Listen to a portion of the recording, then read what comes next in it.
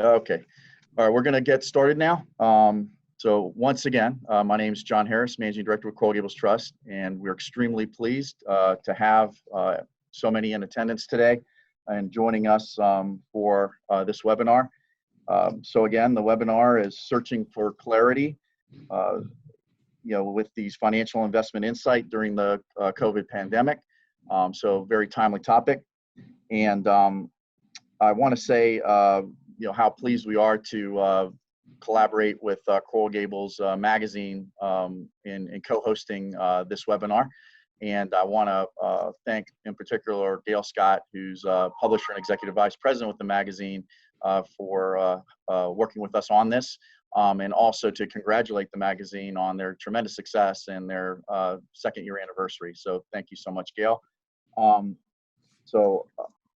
Without further ado, I would like to introduce our moderator today. Our moderator happens to be also with a publisher with Coral Gables magazine.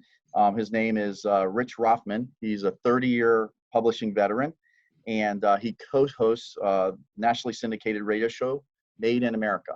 Very well-known personality. So with that, I'm going to kick it off to Rich. Thanks a lot, John. I appreciate that.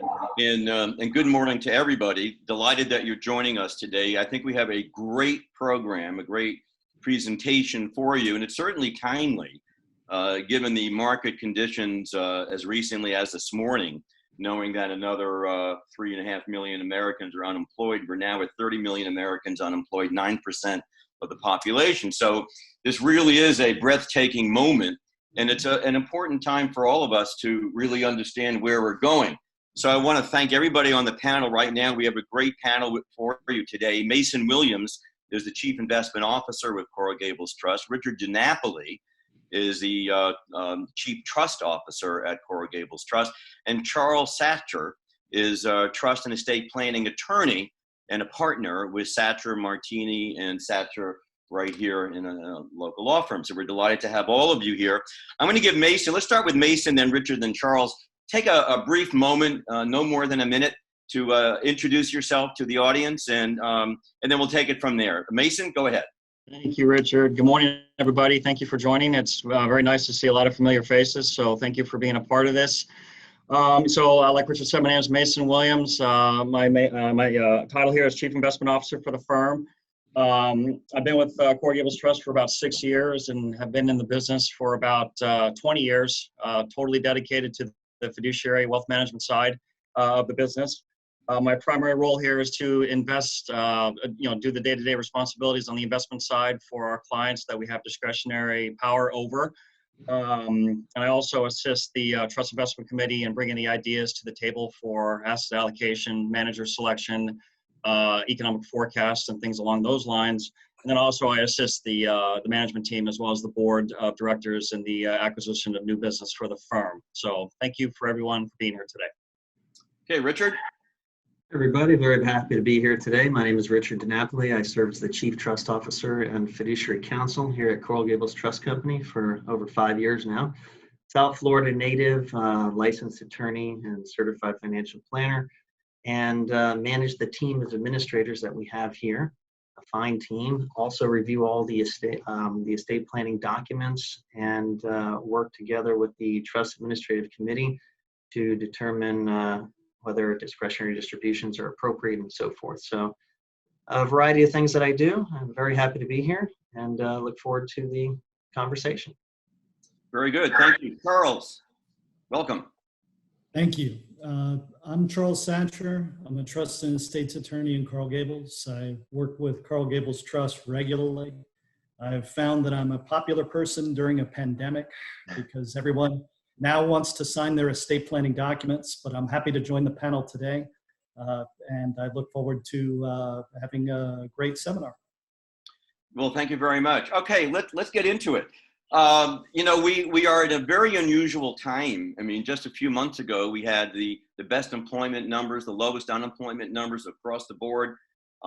We had a GDP that was going in the right direction. And then just a few number of weeks ago, we had, a dramatic drop. And here we are right now with 30 million Americans, not working. And we're trying to figure out I think this is the first time I can remember in history in 100 years that we've actually shut the strongest economy in the world. We shut it down. And there are unintended consequences for that. There are things that will occur as a result of that. So this is a moment when people kind of look at what they're doing with their life and what they're doing with their investments and looking out into the future and saying, what do I do to, husband what I've got, protect what I have, couch my assets, and maybe I should be looking at what I'm going to be doing. So Mason, I'm going to start with you. Given what we have, maybe you can give the brief overview of where we're going, where we've been, and where we are right now.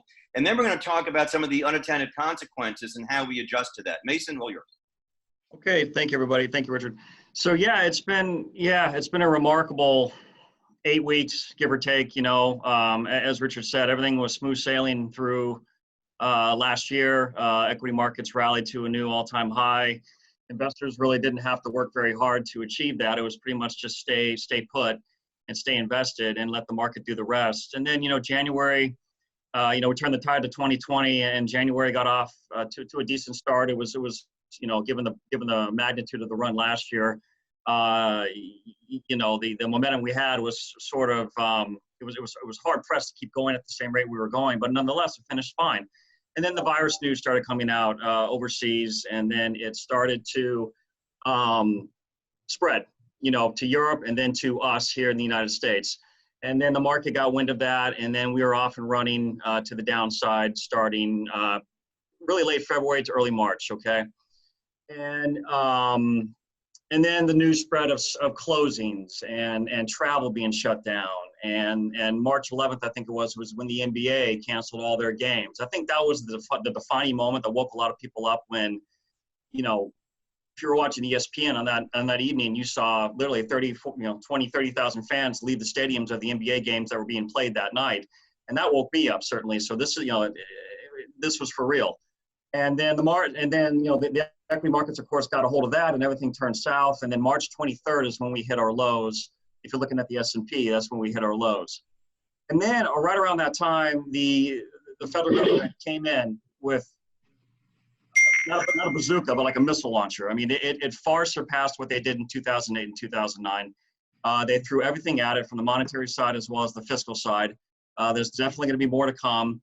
That sort of put in a temporary bottom, or could be the bottom for 2020 if you look at the March 23rd timeframe. And then the markets literally had a V-shaped rebound. It took 20 to 23 days to go from the all-time highs to down 33%. Think about that, 23 days to wipe out most of the gains going back to, I believe, 2016. And then we turned around and we've gotten 31% of it back in a matter of weeks, okay, on the turnaround. So now, April's been, if we close today rather flat, it'll be the best month looking at the S&P since 1974, the Dow since 1987. So,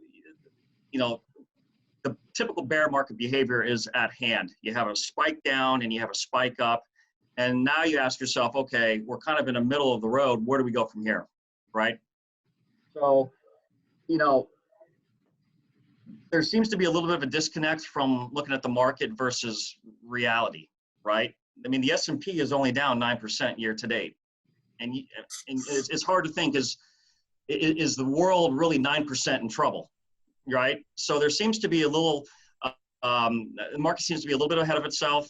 I wouldn't be surprised, and our committee wouldn't be surprised if we paused here and took a long breath through the May and June months, because the data from the economic side is only going to get worse from here. We're in the middle of the earnings season from Q1. Now, mind you, Q1 numbers, you really can't take them too seriously because things didn't really start going downhill until mid to late March. So I think the second quarter is going to be the ugly part of all this, and probably the third quarter as well. And then the forecasts start to get a little bit rosier for late Q3, Q4, and then Q1 of 2021. John, what we're saying is that we're at an inflective point right now, and so we want to look at where we've been and all these unintended consequences that we have out there. And people are wondering, and this is where you come in as a major guide for investment. Where do I really want to be? What's going to work? What's not going to work? You know, for example, some stocks, I mean, look at the airline stocks right now. Good Lord, United Airlines took a $2 billion hit. Delta, a very well-run airline, fiscally speaking, took a $545 million hit. How are these guys going to come back? Southwest Airlines took a hit. But then again, you have people out there talking about different approaches and different ideas. And the term that's gone on Main Street right now is cocooning stocks. What are the cocooning stocks? Well, those are the folks who are staying home who are, well, right now we're on a cocooning stock. Zoom is a cocooning stock.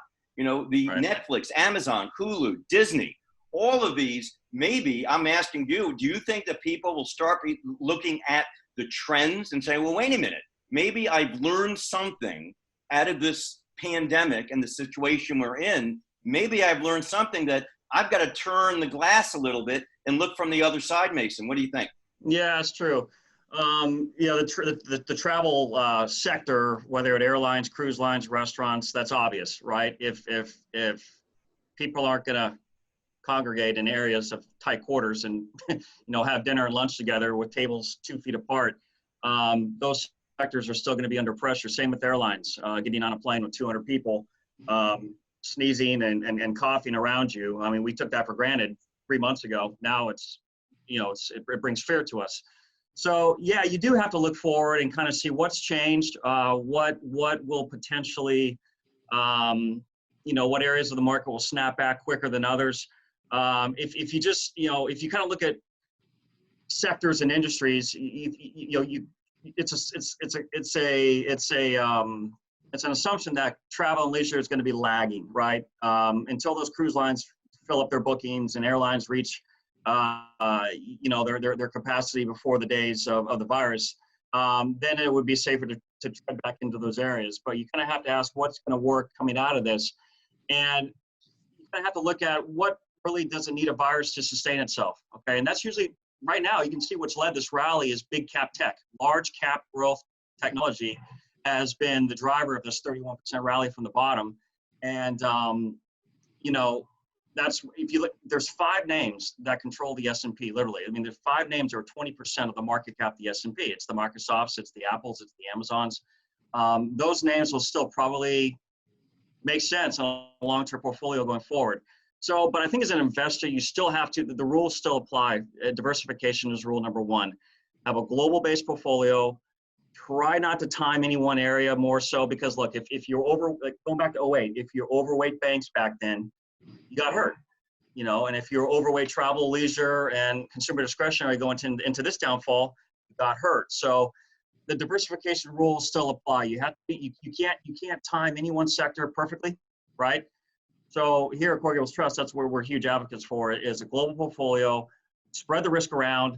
When one area is outperforming, there will be other areas that won't, and then they're going to turn the tide. Right. So, but, you know, coming out of here, there's more research to be done because we are just still in the early innings of this. Right.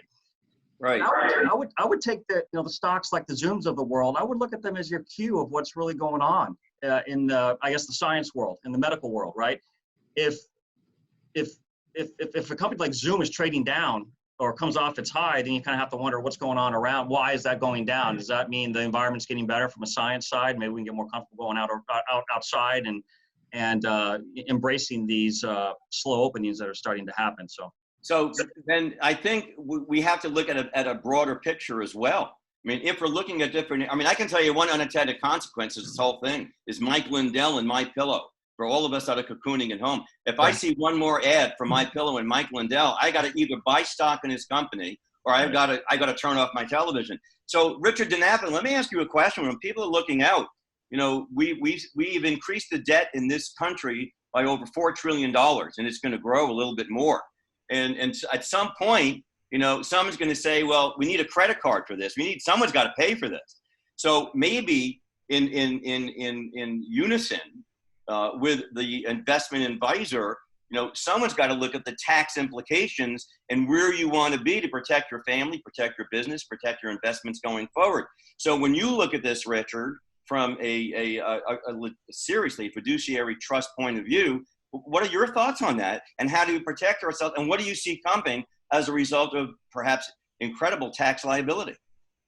Definitely taking on the debt, about 6 trillion now, stimulus into the economy, depending on what the recovery looks like. Typically, the United States has had debt since its founding.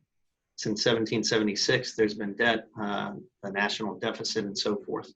The key is it larger than what the GDP is for the year? And you don't want to turn to a country like Greece where your debt is larger than what your GDP is. So typically we've grown at a faster rate. Now you've seen the latest numbers, GDP down 4.8%, the largest in, at least since the Great Recession. And that is something that you will not see any immediate reaction. I wouldn't expect taxes to be raised, going into next year or anything like that.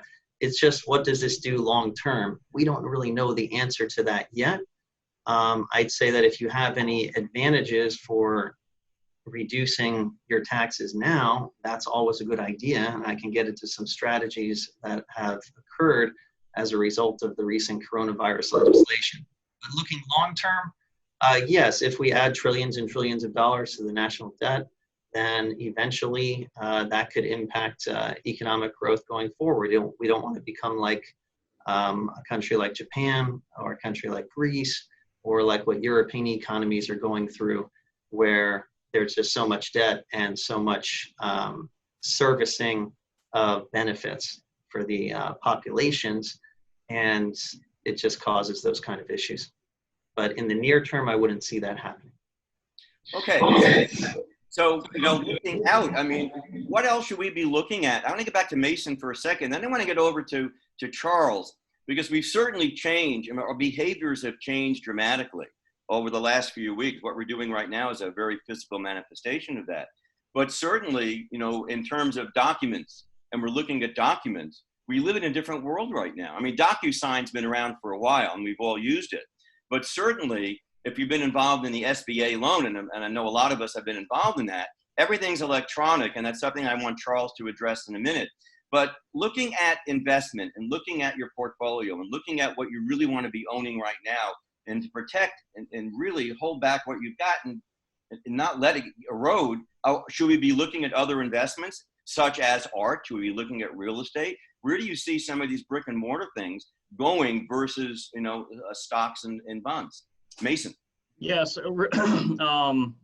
Real estate, being South Florida based, real estate's extremely popular here. And I think it does play a big piece of the average person's portfolio. So I think that's always good to have in a well-rounded portfolio. Good old brick and mortar type real estate, whether it be your primary residence or income producing property that you may have as an investment on the side.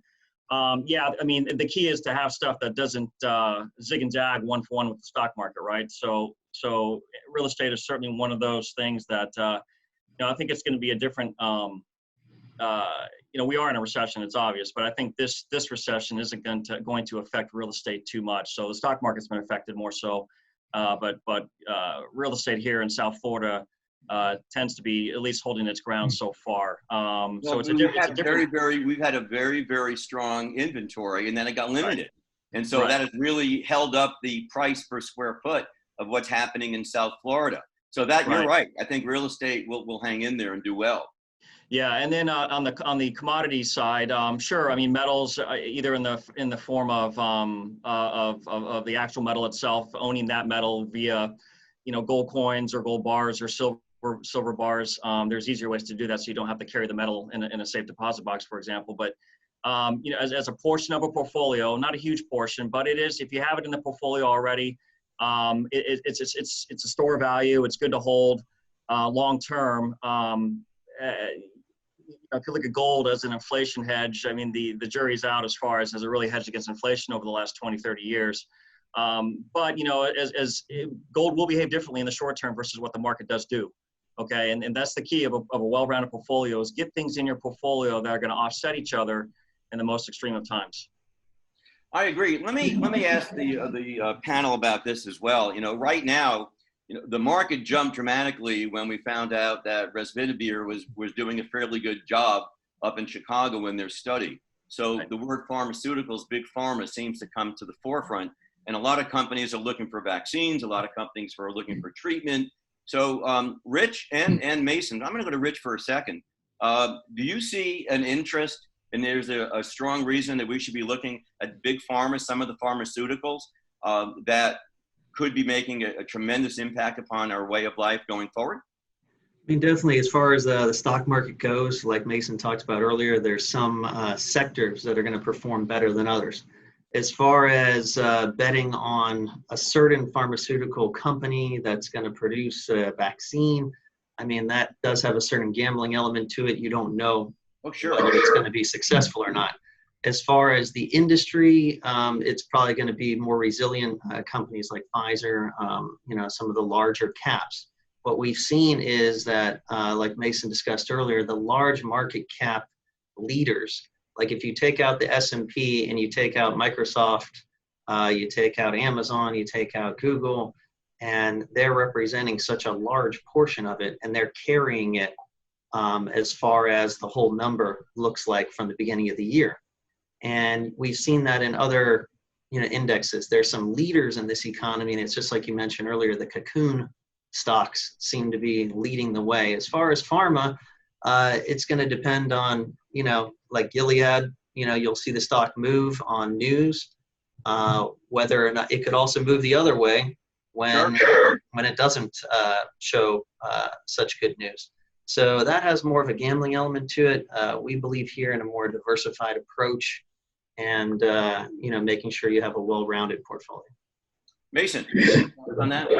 Yeah, no, it's interesting to see these reactions in the drug companies because they do move on the news, on the good and the bad. So you can just see how sensitive the market is to having hope that a vaccine or antiviral is going to come out and really knock this thing out. And I think there's 70 or so drugs right now in some form or fashion through trials, testing to see if something will actually work. So Pfizer, J&J, Abbott, AbbVie, Gilead, I think AstraZeneca is working on something right now that's being tested in the UK. So one of these is going to hit a home run, but obviously it's impossible to predict which one it'll be. But if again, these companies, I think when that news comes out, I think healthcare as a sector, as an industry, will be very beneficial because you got the best minds working on it right now. So let's think for a second about some of the broader areas. We have an environment where things are changing on a daily basis, some unusual environments. Let's talk retail for a second. One of the biggest hits in the country right now has been retail. And obviously the stores are down, they're suffering. Nordstrom has been in problem. Neiman Marcus wanted to file bankruptcy. JCPenney wanted to file bankruptcy. That's a pretty scary thought to think about that, and a number of people who are working with that. Yet at the same time, when you look at that sector on the digital side, on the internet side, you have Target was up 246% year to year on their internet sales, doing dramatically well. Amazon had a market cap last week of $1.4 trillion. And for a while last week, Netflix was bigger than the mouse. I mean, Netflix was doing better and had a better market value than Disney did for a while. So when you look at these, do you think there are opportunities for people to get involved in this? Do you think there's a good comeback at some point for, if not the big box stores, but the digital big box stores? And that's something that we should be looking at. Sure. I think, even before the COVID-19 issue, e-commerce was already taken over. And that just shows in the stock performance in the last 8 to 10 weeks of these guys. Amazon, Target, Walmart, Costco, they're going to be around. There's no doubt. And they're going to get stronger because of this. But the mid-sized companies, the small-sized companies that don't have the leverage or the scale are going to find themselves facing a very difficult environment going forward because, the consumer behavior has changed.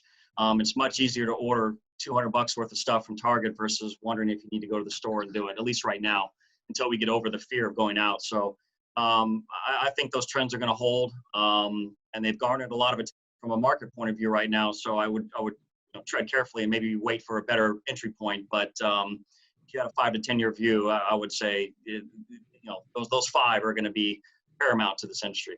To how we change our behavior, yeah. Yeah, no, it certainly, Jeff Bezos has done well in all of this. Interestingly, Elon Musk this week, just yesterday, came out with a comment that he wants his country to open up and start functioning again. Charles, I want to ask you a question, and I know that we kept you quiet for a while, but when we're looking at all of this and through your law firm, we're very, very concerned for the SMEs in this country. And I'm very, very concerned, and I've talked about this a lot on my radio show, the small businesses. I'm very concerned about the small businesses, that they have to survive or not survive going forward. Those are the ones who are going to take the big, big hit. You know, the big stores, the big companies rather, can find lines of credit. They can work with banks. They can do things to help them survive.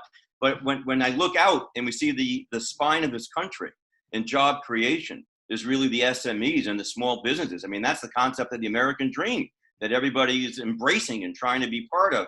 You know, from the legal point of view, and then I want to get to documentation. I mean, are you seeing a tremendous help? Are you trying to help a lot of these small businesses? Do you have a feel for what they're saying and thinking out there? Well, the problem with the small businesses right now is they're shut down. If you have a small restaurant, maybe you're doing takeout, but that doesn't cover your overhead. And so until things reopen, the small businesses are going to be hurting. The PPP certainly helps, but now they seem to have maybe changed those rules after the money was sent out. These are all things that are going to need to be worked through. That's right. And so that's my segue. So when you have the small businesses and they're having problems, and I'm very worried about it. For example, you know, a restaurant's closed, obviously, and Coral Gables is a sea of restaurants.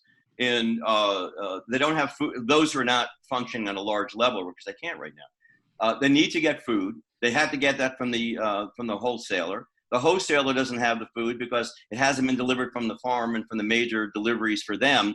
It's sort of like a whole supply chain is going out the window. And so I would think that a lot of people are trying to assess where they're at and look at their documentation to protect themselves. And I would think that's where the law firms right now have to be very, very busy with people in terms of protecting themselves. How do you see this in terms of documents when you're working with your clients right now? And you can't do this because of social distancing, as right now with us. How do you handle that so you can deal with these people and give them, you know, the service that they need and help them get through this, you know, navigate these uncharted waters? It's really become a challenge. What it shows you is that, at least from the estate planning context, everybody's focused on the wills and mostly in Florida trusts and tax-driven provisions, take care of your family and other things like that. And what this pandemic has brought to the forefront is the importance of other documents that I would typically refer to as ancillary documents, powers of attorney, both to deal with financial matters and also to deal with medical matters. And with the medical matters, you need a HIPAA release in there. People are very concerned about those documents now because if they become incapacitated because of COVID, who is going to administer their affairs? The alternative to these documents is a court-supervised guardianship proceeding, which is a poor alternative to begin with. But then you've got to deal with the court system, and the court system is functioning as best as it can. But they're also impacted by social distancing and other things like that. So the issue becomes which documents are important as part of your estate plan, and this has kind of flipped it on its head. This is which documents are important to my family to allow them to help me now, as opposed to the tax-driven things and other things like that. Florida was close. The electronic wills and electronic notarization had been kicking around in the legislature for years. It was finally passed last year. For transactional documents, deeds, mortgages, and things like that, you could begin signing those on January 1st, 2020. But for trust and estates document, the effective date was July 1st, 2020. So we missed by 3 months there. But then there's also a misconception on what it takes to execute estate planning documents. The notarization is usually not that critical. A will doesn't need to be notarized. It should be notarized because it makes it a little easier to use, but it doesn't need to be notarized. A trust, which needs to be executed, at least the testamentary aspects of a trust, a revocable trust, a living trust, needs to be executed with the same formalities as a will, so it doesn't need to be notarized either. Powers of attorney in Florida do need to be notarized. A designation of healthcare surrogate doesn't. A living will doesn't. But all of those documents need to be witnessed. They need to be witnessed by two witnesses in the presence of the person who is signing the document, which has been a real challenge, and a challenge so far that I'm meeting by having people execute documents in my driveway while I have another witness there, and they sign them in the car and we pass them back and forth, because as a non-essential business, we're shut down and prohibited from meeting with people in our offices to sign documents. So that's been a challenge, and one that you just need to work around. Well, and I agree with that. So I want to move on for a second from that. I want to get back to some of the unintended consequences, and that is, we live in South Florida is a tremendous incubator, and Coral Gables is a tremendous incubating environment as well. Look at all the WeWorks and other places that are starting up, encouraging younger people to start a company, get involved, and help them start up by having shared real estate for their offices. Do you feel, our panel, generally speaking, and I've started 10 companies, almost 12 companies over the years. So I've had angel investors, and then I've gone out to the marketplace to raise money. Do you feel, Mason, I'm interested in your thoughts on this. Going forward, are businesses going to have a problem, do you think, raising money? Forget about the SBA for a second, because that's a hybrid. But going forward, do you feel that the investment dollars, the risk dollars, are going to be on hold for a while? And people are going to be looking more of the, let's hang on there and get some non-risk environment? Or, which I do think it affects South Florida. Are we going to be able to grow and expand and do R&D and bring forth new product? What do you think about that, Mason?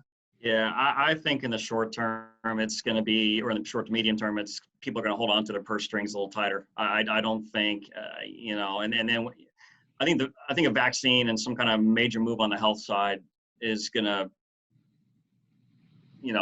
will actually make that move along quicker. But I think right now it depends on the business too, right? I mean, I don't think you're looking to start a restaurant here in these times. I don't think anybody's going to throw any money at you to start a restaurant, for example. So I think a lot of that's economically dependent about what's going on right now. But, I think until something breaks through on the health side, the vaccine side, the antiviral side, and we get back to more of our normal ways of life, I think a lot of that's on hold. Now, there'll be big money moving around, but small local businesses looking to, add an office or start another product among their product line already, I think they're going to hold on to what they have and best manage around that, because it's tough. It's tough. There's a lot of unknown ahead, and I think people naturally retract when there's a lot of unknown. So we're seeing that right now. So let me follow up on that for a second. What you want to do is that you have to understand where you've been, but you can't do anything about it. Where you're at right now is where we're at this very second. But what you want to do is be ahead of that wave. And I think that's where incredible planning in counsel comes in. And you have to have somebody who has the knowledge of many years to provide that counsel and kind of be your GPS, your guide going through it. So in the few minutes that we have left, I think I'd like to call that planning for the future. So looking out, Richard, from your fiduciary and serious legal side at Coral Gables Trust, if you're looking out, what are you advising your clients in the next couple of minutes? If you can tell us something about that. Are you looking at taxes? Are you looking at types of investments? Are you looking at legalities of transfer? Looking out, what are your go buttons? Really, a few things. I'd say now is the definite time to get your critical documents in order, whether it's your will, your trust, your ancillary documents that Charles Sacher talked about. Reviewing those documents, making sure you get your beneficiary designations in place. If you have a trust, make sure it is funded. Also, a lot of people have realized how important the old guideline is for having about 6 months of cash in an emergency fund. That's very important too. Charles talked about the legalities of wills and trusts. You do not need the notary to record a document, though you do. And a lot of people, if they are changing the title on a piece of property, a piece of real estate, that may impact the recording of that document to fund the trust, to change the title into a living trust. As far as some tax planning insights, there's a lot of action on the IRA and the retirement plan side. And I'll share my screen here a little bit here. And I'll tell you that one thing is on the IRA side, I'm trying to just get this up here. So some IRA and retirement account tips. RMDs were suspended for 2020. So this suspension also applies to beneficiaries who have inherited tax-deferred or Roth accounts. What happens if you already took one? Well, the IRS issued some guidance that if you took one between February 1st and May 15th, you can put the money back by July 15th. Now, this component was intended to help retirees and beneficiaries who would otherwise be forced to take those 2020 RMDs based on some bloated market values as of December 31st. So they didn't want you to have to take those. So that's on the table. A lot of people are aware of that. But what happens to the people that took an RMD in January? We are expecting some guidance from the IRS back in 2009 when they suspended RMDs. The IRS did release guidance that took it back and allowed those people that did it before the suspension went into place to, allow some relief on that front. One interesting technique I've seen, what if you already took an RMD and want to put it back? How do you get back taxes that were withheld? Well, the government will not give you an immediate refund. Say you took that $30,000 RMD on March 1st, you asked your custodian to withhold those $10,000 in taxes or so. You can return the $20,000 to the tax deferred account, add another $10,000 from your pocket to make up for the taxes that were withheld. To recoup those taxes, you can either reduce your withholding or your quarterly estimated payments, or wait for a refund in 2021 on your 2020 return. As an alternative, you can let the government keep the $10,000 tax payment, convert the $20,000 remaining to a Roth IRA. You'd have to do that by July 15th or within 60 days. And once it's in a Roth, it can grow tax-free. On inherited accounts, it's the same thing. Beneficiaries who have not taken an RMD can skip it. So if you have an inherited account that must be drained within the 5 years, you now have 6. A lot of people who just inherited an account under the new 10-year window, this will not be effective, but at least you won't have to take it this year. You still will have to take it within the 10. So that's a little highlight from some of the recent legislation that you can take advantage of due to that recent legislation. Excellent. Mason, looking out, I mean, everyone, I know we don't have a crystal ball for this. That's not going to work. In fact, the guys who say they can look out like that are dangerous. Yeah, right. With your years experience, when you're trying to plan for the future, I mean, where are you looking? What are you advising for the understanding of where to be? Well, so for our clients, one set of advice doesn't go across the board. Every client's different. Absolutely. Every family household is different. So we're constantly changing our tune, right, to what we're advising. So, go back to the financial plan of the household. That's where it all starts. And if that is intact, even through the last 10 weeks, then you really shouldn't do anything. Okay. But if there's been some drastic change in that financial plan, meaning your job is one of them. If your job is not there anymore, or you worry about your income potential, your earnings power going into the next 6 months, that would probably warrant a change in your investment portfolio. Okay, so revisit why the financial plan is built the way it is. And if anything has changed drastically around that plan, then that is certainly worth a look. Okay, but getting out of the market because you can't take the volatility and it doesn't feel good is not usually the best recipe for just abandoning a plan that's there for the long term. So you got to stay committed to that future plan that you put in place, and you got to understand how the markets could affect that plan in the best and worst case scenarios. Okay, so you kind of set your limits on the up and the down, and you kind of have a talk with yourself and say, okay, can I handle this extreme down, but am I okay with maybe giving a little bit of upside? But yet that upside could still satisfy my plan. Okay. So that's what we're having a lot of conversations around is going back to that financial plan. Has anything changed? Ask a lot of questions, probe deeper. And, you know, we're going to say, look, if things haven't changed and you're comfortable about the elements that go into it, stay put, stay put. Well, and that's probably very sage advice. I mean, if you look at the history of that, those who bailed out and panicked in 2008, 2009 certainly took a hit. Right. Those who did it in 87 certainly took it. And those who hung in there with a Right. clear, concise, non-panic view of what's going on, and you're Right. looking in the long term anyway, those Right. folks did well. You know, Right. grew. And yet the other thing I want to quickly layer in is for new clients that we've acquired in the last 3 months that have started with all cash situations, you know, we're telling them, look, let's get the long-term plan constructed and let's have an endpoint to reach, but let's be methodical about how we get there. So we're taking a good 3 to 6 months to deploy funds into their long-term strategy because the volatility has presented so much opportunity that we're not going to get it all on the way up and we're not going to get it all on the way down. So it's a way of averaging out your basis and getting clients comfortable with how we're going to go about to approach that plan. Exactly. Charles, in the seconds that we have left, and then we need to go to a Q&A with John, your advice right now, this is not a bad time. This is a good time to look at what you've got in terms of your docs and get them in order and move forward. Oh, without a doubt, because right now shows you that you need to have things in place because you never know what's going to happen.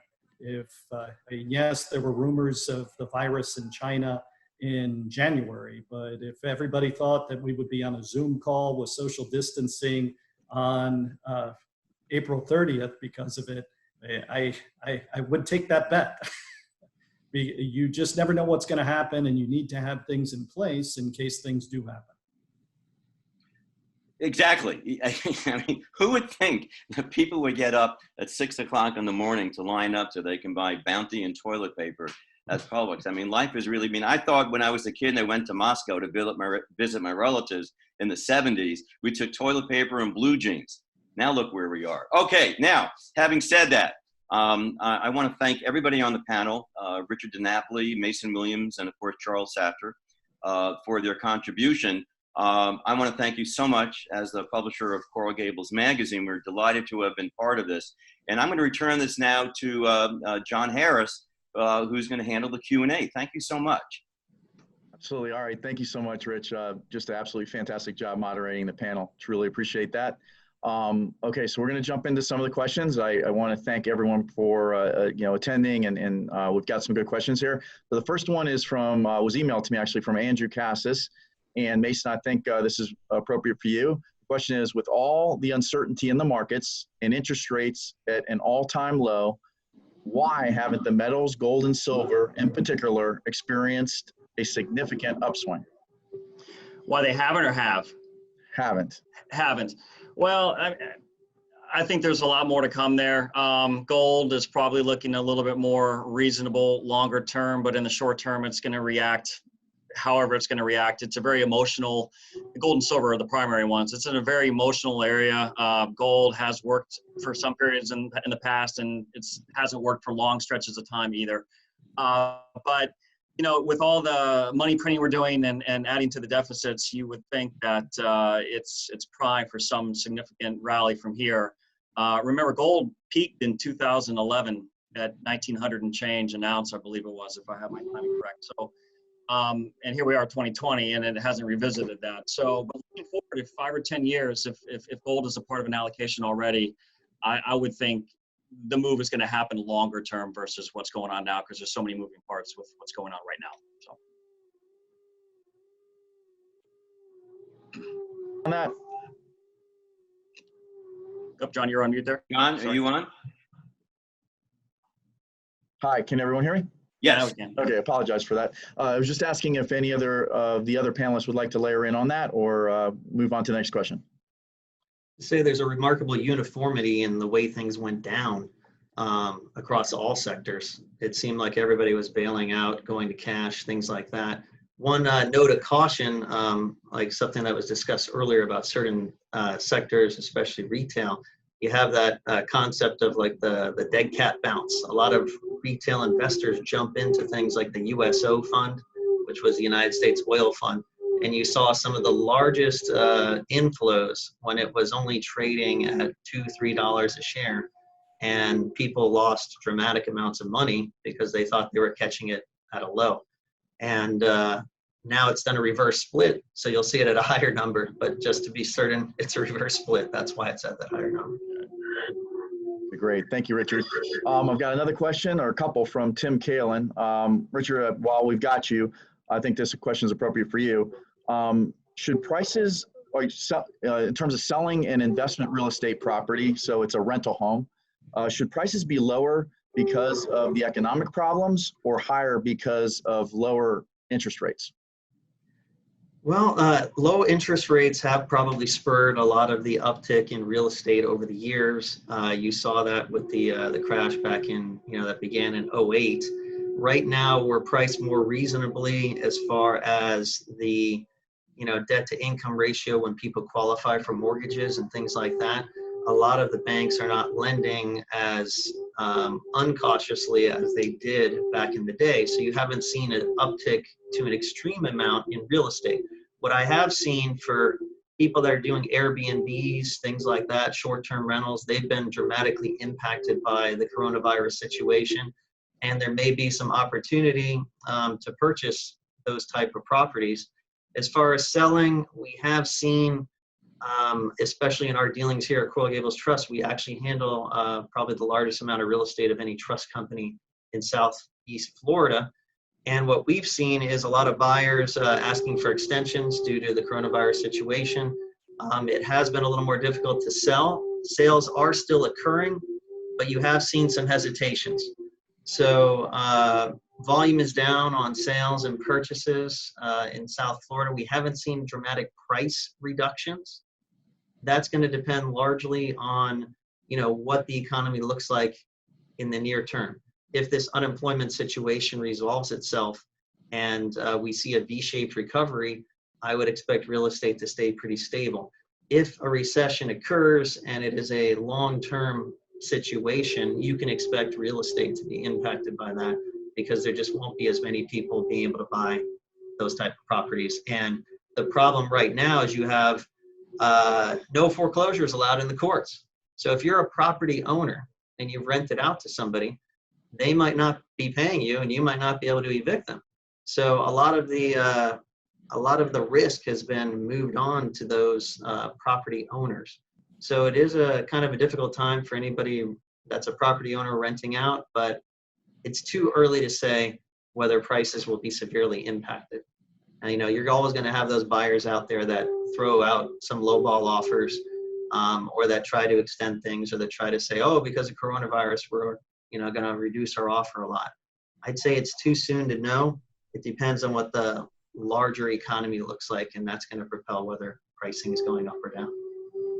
Okay, Richard, thanks so much. Anyone else want to comment on that? All right, we'll move on. I do hear a little feedback, so as a kind reminder, if everyone would make sure they mute their mic on their computer, particularly as others are speaking. So truly appreciate that. Okay, so the next question was also from Mr. Kalen. I think, Mason, you're probably best to answer or start answering this one. And that is, can you comment on the difference between a self-imposed recession like this versus a recession caused by a systemic problem? Good question. Yeah, I think if you look at '08, I think that was, there you go. I mean, '08 versus now, those are the two periods that would fit that bill. Obviously, this one is self-induced. We were told to shut down. We were told to not go out of our homes. We were told to only do essential services, And then in 08, 07, 08, it was the excesses that were building up into the system after the tech crisis recovered. So from 03 to 07, it was the, blame who you blame, but the banks, government, whatever, people started trying to buy houses that they couldn't afford, right? And doing it without income verification. So that snowballed on itself over a couple of years leading up to 08. So I think, but when you go into an 08 versus now, the tone is different on, okay, we know, looking at now, we know we're going to get out of this. We know the virus will run its course whenever it does. When you're going through an 08, 09, it's a little bit of a black box. You really don't know when the system's going to settle down. And I think that's why it took government to take so long to get active in 08, 09, because you know, what our government put together to fight this crisis, they did it in 2 or 3 weeks, where it took them, you know, 9 to 12 months to do in 08 to get their act together and do something about it. So I think, you know, the once we've gone through it, the exit is going to be different. Because I think here we have somewhat of some clarity. We know it's going to end, but we just don't know what it's going to look like and what consumer behavior is going to be like. Well, back then, I think there was a long period of time where we didn't know what the other side was going to look like, you know? So there's a lot more to that, but I think the exits are a lot different between the two, if that helps. That answers the question. Okay, great. Anyone else want to layer in on that?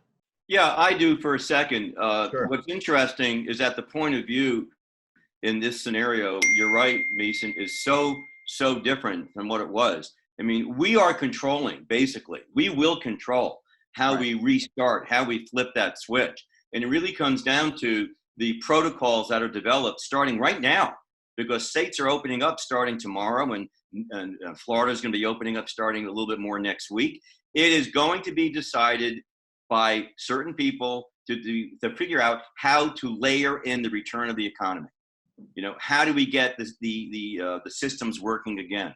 And how do we couch the ability to crash and burn again, because we can't get the systems working again correctly. Just as I was discussing before, restaurants want to open, they don't have food in the restaurants, they've got to go to the wholesaler doesn't have the food yet, all that's got to get restocked. They got to get the people back, those who are not working right now want to come back, they may not even be around anymore. So all that, there are such variables now that we did not have in 2008. This is across the board. And not only that, layering in the first priority that Robert Kaplan mentioned from the Dallas interview that we did with him a few weeks ago is security. You mentioned that, Mason.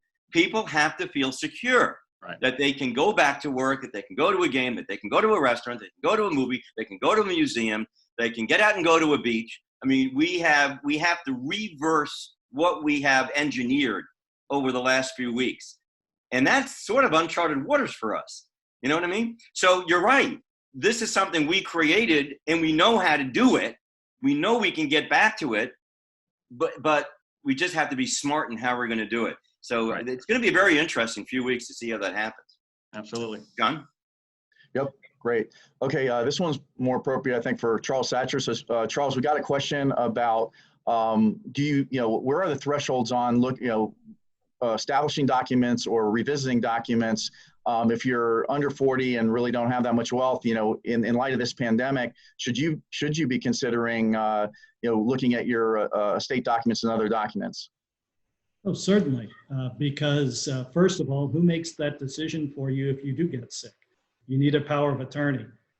One of the things that I've been doing routinely for younger people who don't have any documents, they're concerned about if something happens to both of them. Who's going to raise their kids? Who's going to be the guardian? Who's going to be in charge of their kids' properties? Obviously, the long-term solution there is to have a trust for your kids that don't end at age 18 like a court-supervised guardianship proceeding would. But if you're primarily concerned as to who's going to raise your kids, who's going to be appointed to be their court-appointed guardian of the person as opposed to mom and dad as natural guardians of the person, that can be addressed in a designation of pre-need guardian for minor children.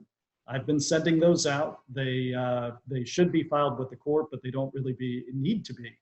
And those designate who you want to serve as guardian of the person and property of your kids. All it needs to do is be witnessed by 2 people who happen to be over age 18, and you're done. You can cross that off the list of the things that you worry about.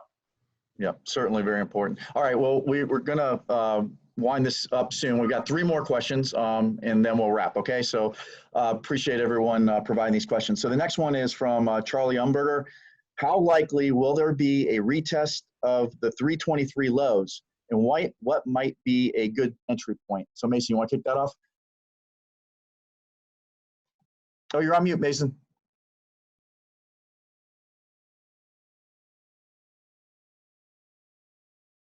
Apologize, I was on mute. Yeah. Thank you. I was on mute, sorry. That's a loaded question. I would say, and our committee is mixed about this a little bit, but I think we're mostly on board that the March 23rd lows are probably in. I say that with a lot of caution because, we can't underestimate and discount the amount of help that's been handed to us by the federal government, both on the fiscal and monetary side. So, and there's probably more to come, like I spoke to earlier. So I would think the yearly lows are in for March 23rd. It's not out of the question that we can retrace some of the move we've had from there. I think that's certainly doable because the market's got to wake up and get in line with what's going on the earnings front, which is actually coming out right now. So I would actually be okay with a little bit of, and I think our committee would be too, with some kind of retracement from these highs that we've earned right now to come back in line with what's going on in the real world, okay? And sort of reset the bars, so to speak, because it probably is a little bit ahead of itself. So that's my call on that. And then to get in, look, we were not fans of market timing.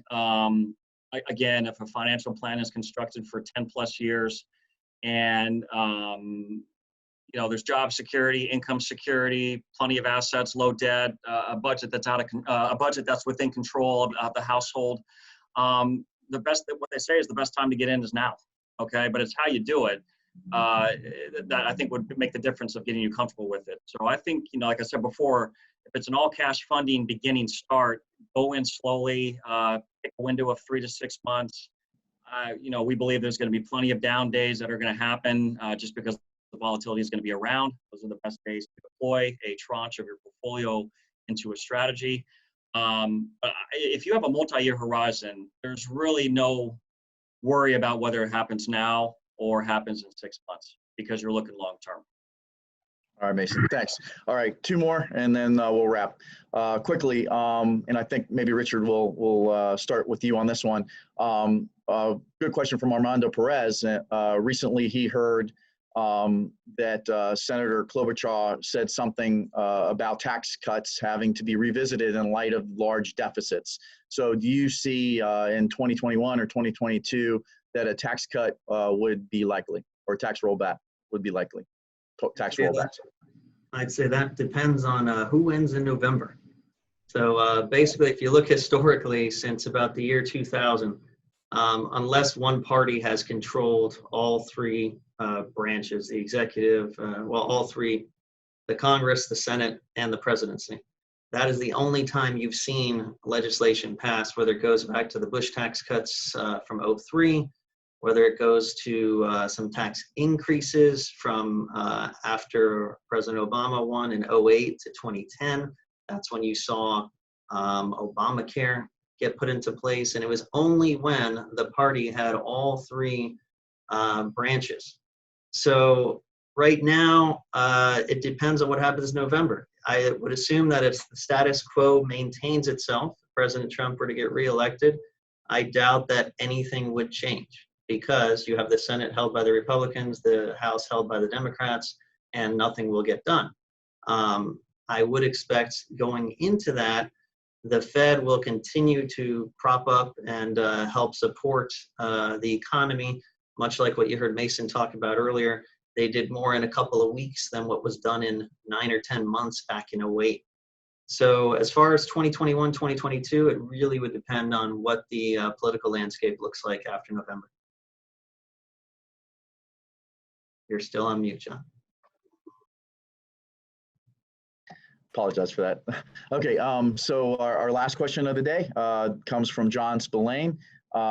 Are insurance companies a good investment since they have good cash flow during these turbulent times? Health insurance, life insurance, auto insurers, etc.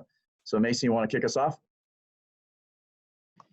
Sure. Yes. I the financial, they fall into the financial bucket, right? I think that would be worth a look.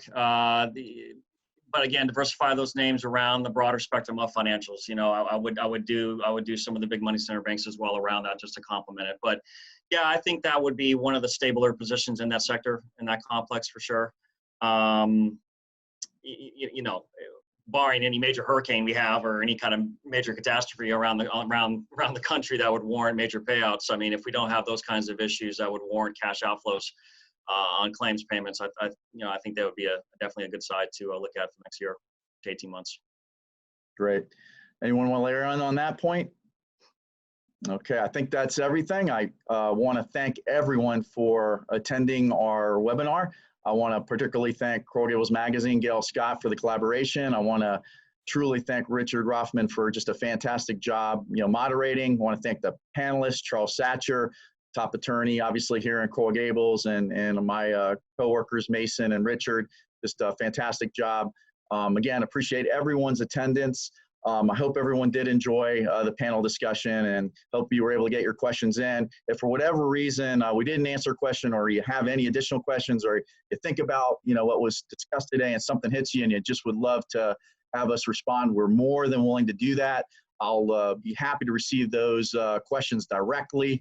My email, and by the way, if you'd like to learn more about Coral Gables Trust, we'd love to tell you more about how we operate our proxy services, etc. But whether it's some additional questions you'd like to answer, or any other informational needs, please feel free to email me directly. My email is jharris@cgtrust.com, and that's JHARRIS@cgtrust.com.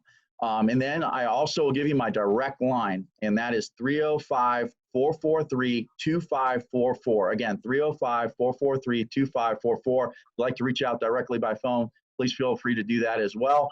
And once again, I just want to thank everyone for attending. Hopefully you found this valuable. Look forward to having you join us the next time around. Thank you. Thank you, everybody.